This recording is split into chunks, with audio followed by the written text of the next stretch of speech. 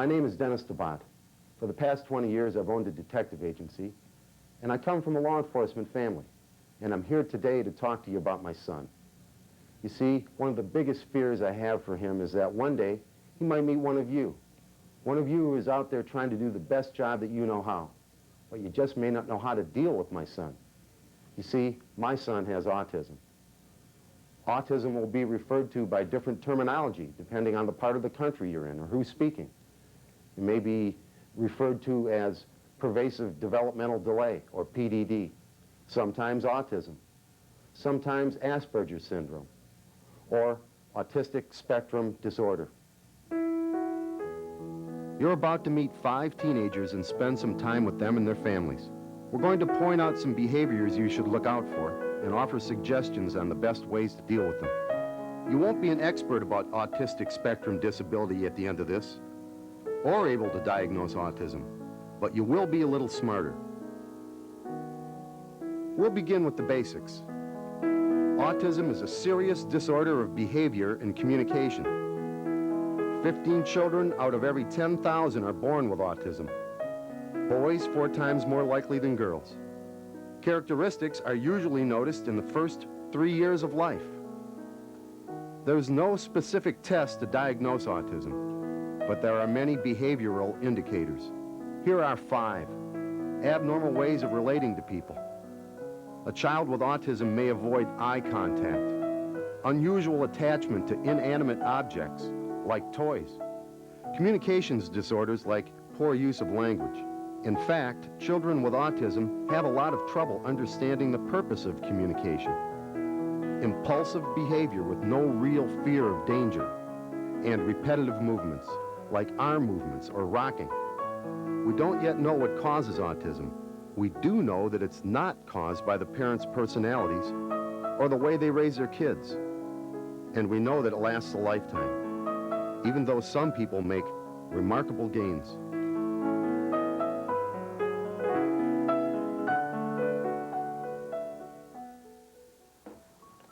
Hi, my name is Dustin. Meet Dustin, 13 years old. He's very talkative. He looks at you when he's talking. What does that take, His Dylan? favorite thing to do when he gets home from school every day is to, as he puts it, Small little fella. play with his guys. Dustin is an engaging child. His vocabulary is impressive. At first glance, you may not notice anything unusual, but take a second look. Talk to him and you'll soon notice that Dustin likes to ask questions. Can I finish this now? What are we gonna do now? What's inside that camera? What time are we leaving? A lot of questions. Why? Yeah, he does. And you know what's funny is he never talked till he was almost 4. And now some of the stuff that comes out of him, it's like, whoa. A real good example. 2 weeks ago, I took him to get the pictures taken, his family picture. Never been in this woman's house before. She does it in her home. And their boy knew magic. And this kid didn't want to show Dustin. Well, Dustin went right to her, and he's in her face, like grabbing her, going, he won't show me. And I mean, she's like, wow, you know, what's wrong with this kid? You know, and so I had to like, you know, I'm really sorry, you know, he has autism. Well, what's autism? You know, but she's in a panic state because this boy's, and he's kind of big, and that, like, situations like that, it's so embarrassing, you know. We followed Dustin and his family as they went to their neighborhood grocery store. Did she buy you some double A's? Yeah. All right, then you don't need them. Hang on to your coupon. It's the continuous questioning of stuff. You know, like, he was on them batteries. Normally, even if he has a pack of batteries at home, he would still want those batteries because they go to his guys and he doesn't ever want to run out. Normally, he doesn't like to go to the store, but there's things that we have to take him because you can't leave him home by himself. But basically, it's just the constant questions, and he doesn't know how to make up his mind, like in them videos. He wanted the Sesame Street thing only because of his squeezable guys that he has, the ones that talk, like the Talking Elmo and Ernie. But he really doesn't like it enough to want the video, so he sits and contemplates over it until we say something. But if we don't say anything, he'd just sit there, keep thinking about trying to make up his mind, which he really didn't want it in to begin with. The family says they worry about Dustin playing with the neighborhood kids, that the kids don't understand Dustin, and Dustin doesn't understand them. But the worry doesn't stop there. They say their experience has taught them that there are a lot of grown-ups who don't understand as well. So he's a neat kid, you know, if he really is. He's a really neat kid. And you just got to have patience with him, you know, and that's the key. It's just patience, and that's the only way he's going to make it.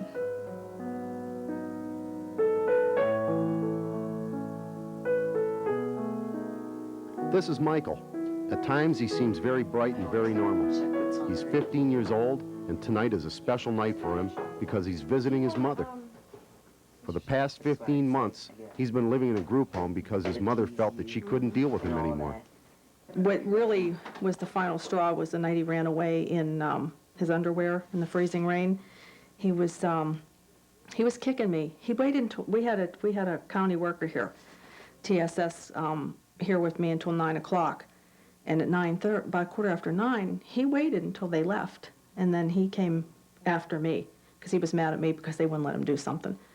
So he came after me and started kicking me in the shins, and I already had black and blue marks all over my legs. And let's see, he was punching me, and my husband went in to restrain him, to get him off of me, and he got scared. So he ran away in his underwear. And it was 33 degrees, it was freezing rain. I thought to myself that night, you know, if the police would have picked him up, if someone would have said there's a kid in his underwear out in my backyard, and he would have started talking to them like he talks, they would have thought he was on drugs. They'd have handcuffed him and thrown him in the backseat of the squad car. So that really scared me. Tonight, as we watch, her conversation with her son is all about tickling and touching and getting him to understand just what's appropriate behavior. Remember that phrase, appropriate behavior. You'll hear it again. It's as if Michael and other kids like him have just landed on this planet and have to be taught all about our customs. Could you please put that back? Tonight, she wants Michael to know he cannot tickle her. It's difficult to get through to him. Listen for his halting speech pattern and watch how close Michael stands when he's talking. I just want to ask you something. What? Remember, I always go coochie coochie coo, and I sometimes like smack you. But you're not supposed to do that anymore. Yeah, and when I tickle you, I had a question. Is that like a private part? Yeah, a 15-year-old boy doesn't look right walking up and sticking his finger in his mother's underarm. Like, say if I did this to you and then like 5 minutes again, do it to you again. Yeah, but if Yeah. most 15-year-old boys don't walk up to Oh, their I mother. wouldn't do it like But even once. Well, you have to know what I really wouldn't explain do? things to Michael. I mean, you can't just give him a quick answer because he really doesn't understand. And plus the fact that he likes to control the situation. Notice the hesitant eye contact when Michael speaks. Autistic people often have difficulty coordinating different processes or taking in information through more than one sense at a time. When I was 15. If he's busy thinking about what he's trying to No, say you did when you or were listening to what you're saying to You him, were little. You were he may young. not be tuned into his eyes. You cannot Yeah. draw conclusions There's nothing about an wrong with autistic person's attentiveness, tickling, like, comprehension, once in a while. intentions, That's something or we're working on sincerity over there. based Yeah. on his or her eye We're contact. talking. Michael says he knows he has an anger problem. I got mad like when people like wouldn't let me like have things my own way, and they wouldn't let me like do certain stuff to them. Whenever I'd get upset, I'd do something bad. That's what I did. And then I'd maybe hit my mom or punch her. That's what I'd do.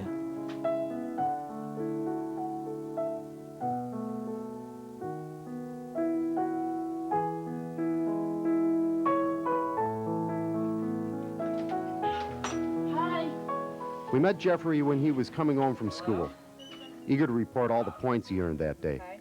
and some he missed. What was the work you had to do up here? I don't remember, miss. Okay.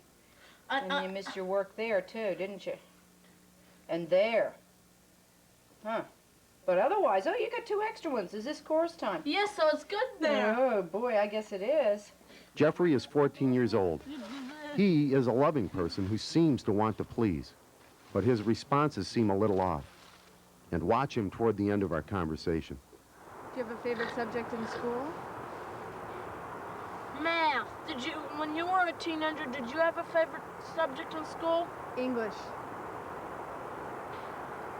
Do you like English? I love English. And you love math.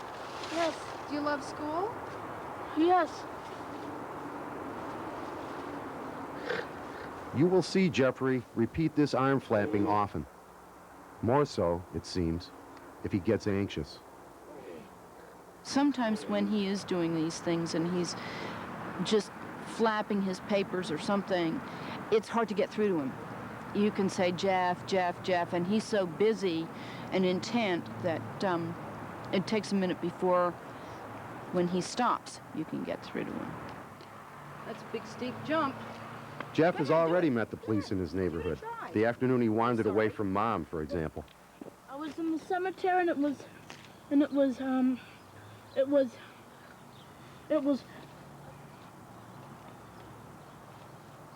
late September fall, and it was late September and it was fall, and it got real cold, like down to 40 degrees, and down to at least 45 degrees, and I got lost and the police went looking for me. What was it like when the police found you? I was like, oh gosh, Jeff, you have to behave better than that. Were they scary or were they friendly? They were scary. Why? I got lost. I went too far. Okay, now, Jeff, just like Jeffrey's mother is afraid for her son as he gets older. Afraid he won't remember how to cross the street. Afraid that he'll make other people uneasy, or that he'll say or do something inappropriate. Jeffrey, too, is trying to figure out just what's right and what isn't. I think break time is done now. Time to get back to raking. You want to use a little rake this time? In the 2 minutes. I'll give you a minute and 10 seconds. A minute and 48 seconds. Too many. What? Too many. It's now. Can I have a minute and 45 seconds? You may have a minute and 10 seconds. Right now, Can it's. I have a minute and 23 seconds? How about a minute and 13 seconds? A minute and 17 seconds. All right, a minute and 17 seconds. And the 17 seconds part is done now, so you've got 1 minute left. Okay. Okay. We have a good time Please together. put your We arm really on. do. He's pretty adaptable in the overall picture of things, and it does pretty well for himself, considering. It's not been too tough, but I do take one day at a time. I try.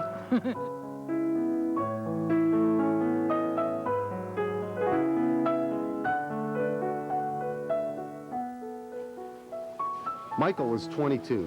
He's a good-looking young man, but he doesn't speak too much. Michael's mother is afraid that one of these days, her son just might be arrested for shoplifting. Watch him as he goes down the aisle of this supermarket. His gait is a little unusual. And watch what he does with all of those products. Michael loves to have things in order. He perceives things out of order when they are backwards, upside down, turned around.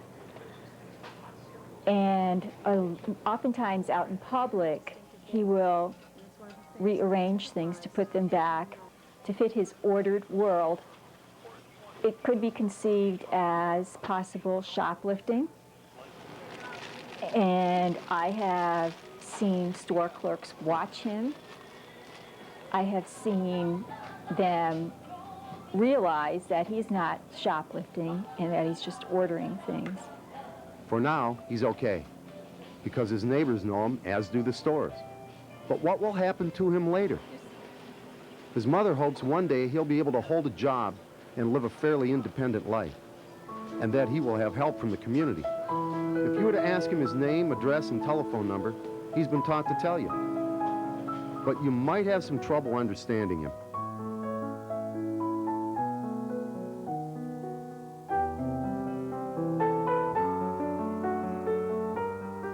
Talk to Robbie.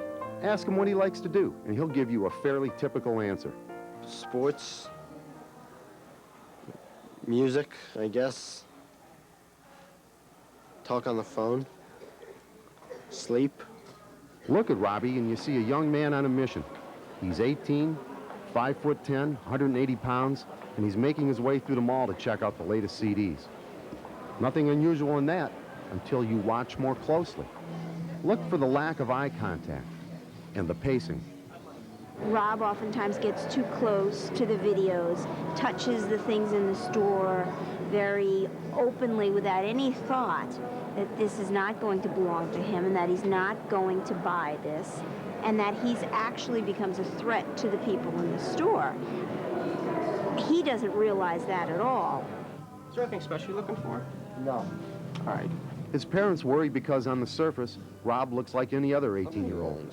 His lack of eye contact and agitation could be mistaken for, well, being 18.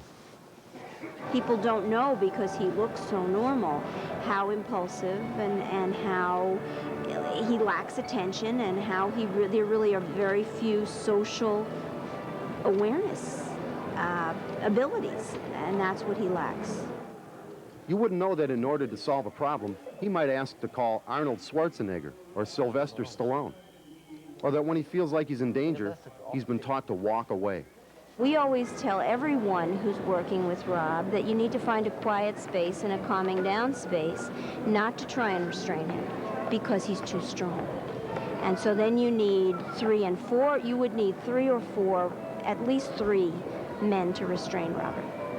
And that can lead to and everyone then is very frightened and emotions go sky high. So, it's just something it's our worst nightmares. These are our worst nightmares. 5 teenage boys, 5 families who want the best for them, and who want the best for you too. The best preparation in case you happen to run into one of them, or the thousands of others across the country who have autism. First, let's review some of the behaviors. Talking to oneself, being loud, unusual patterns of movement, close proximity, unusual responses to touch and little awareness of personal boundaries, unusual verbalization, may not use speech or may repeat words or other sounds, say things out of context, or recite canned responses that seem unconnected to the matter at hand. Body language may appear stilted, vocal inflection flat or sing-song, facial expression detached or disinterested, eye contact fleeting or absent. Now, what should you do? Here are some things to keep in mind. Be calm and approach in a quiet, non-threatening way. Perhaps ask the person to sit down. Use concrete, simple language. Avoid touching if at all possible. Give signals that you are not going to touch the person. Ask the person, what's your name? Where do you live? Shall we call home? Pause and wait for a response after each question. Repeat slower if needed. Nonverbal people are often taught to give an ID to a person. And it would be helpful to know the people with autism in your community. Before you leave today, think of this. Imagine you were transported to a new world where you didn't understand the language. Add to that the fact that whenever you made a gesture that was perfectly appropriate here on Earth, like maybe laughing at a funny joke, the new people just didn't get it and got very upset. And the more people got upset with you, the more confused you became. That's what the experts tell us it's like to have autism. You become a stranger in a strange land. We're asking for your understanding, your patience, and your help. Because eventually, you will meet our sons and daughters, although you may not realize it at the time. It's that second look and your understanding that will make all the difference in the world.